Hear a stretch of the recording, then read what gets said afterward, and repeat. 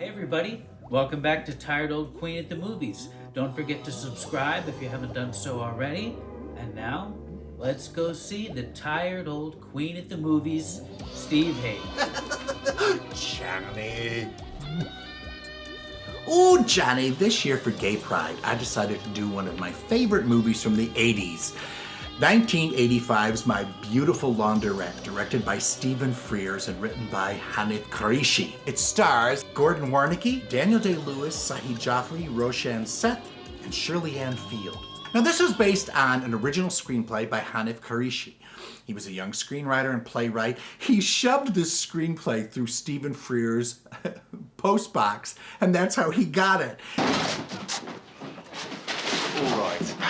It's a story of a difficult relationship between a young Pakistani boy named Omar and his father, who's called Papa.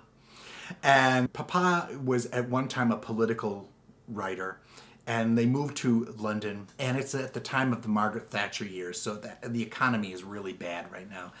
And he became discouraged, and he's become an alcoholic. What are you doing? I want to pee. Can't you wait for me to take you?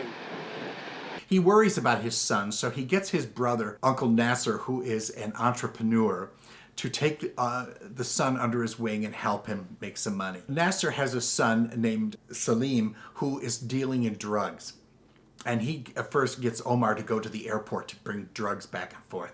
But Nasser has other ideas. He thinks Omar's pretty bright, so he owns a laundrette that is not making any money. I want to be manager of this place. I think I can do it. Omar turns out to have a really good head for business. He's wanted to get ahead. He desperately wants to make money. Well, he hooks up with his old gang friend from high school, who's played by Daniel Day-Lewis. I'm onto something. Oh. What? And Daniel Day-Lewis and he apparently had some sort of a relationship, because all of a sudden, they are an item romantically. I can't ask you in. And Daniel Day-Lewis falls head over heels in love with him. And also, Daniel has had to clean up his act. He sees a way out of dealing drugs and mugging and hanging with the gang. I wouldn't be working for you now if I wanted to go on being a bad boy. Their relationship is difficult because although Omar likes Johnny, he's not quite sure that Johnny's going to be reliable. Although Johnny is great over there, he remembers when Johnny was throwing rocks at them, being very horrible too. There's a lot of prejudice against the Indian and Pakistani population there. Seen Johnny? Piss off back to the jungle, wog boy. So that is the crux of the relationship. But it's done in a really comic and fun way. It has its very serious moments, but it has a romantic feel. I'm dead impressed by all this. You were the one at school, the one they liked.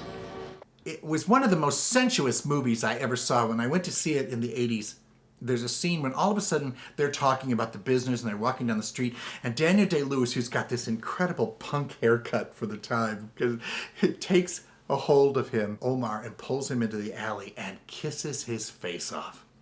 And the whole audience went, it was so romantic. You're getting into some family business, that's all. When they finally make love, it was one of the most erotic love scenes. Kissing and they're holding each other. Daniel Day-Lewis takes a swig of champagne and he opens his mouth, and Omar opens his mouth and he lets the champagne go down into his lover's mouth. It was so erotic for the time. And one of the most famous scenes is they don't want anybody else to know that they're having an affair, so they act really butch when they're outside, and Omar's his boss and says, well, goodbye, Johnny, and Johnny says, goodbye, Omar. They hug, and when they hug, Daniel Day-Lewis kisses the back of his neck, and it's so sexy.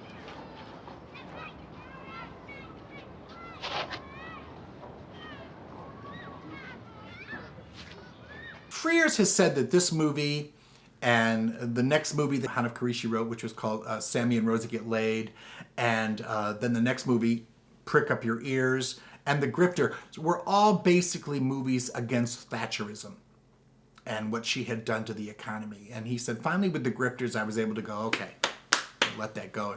We'll move on. And call Tanya Ask her to bring some champagne. We'll drink to Thatcher and your beautiful laundrette.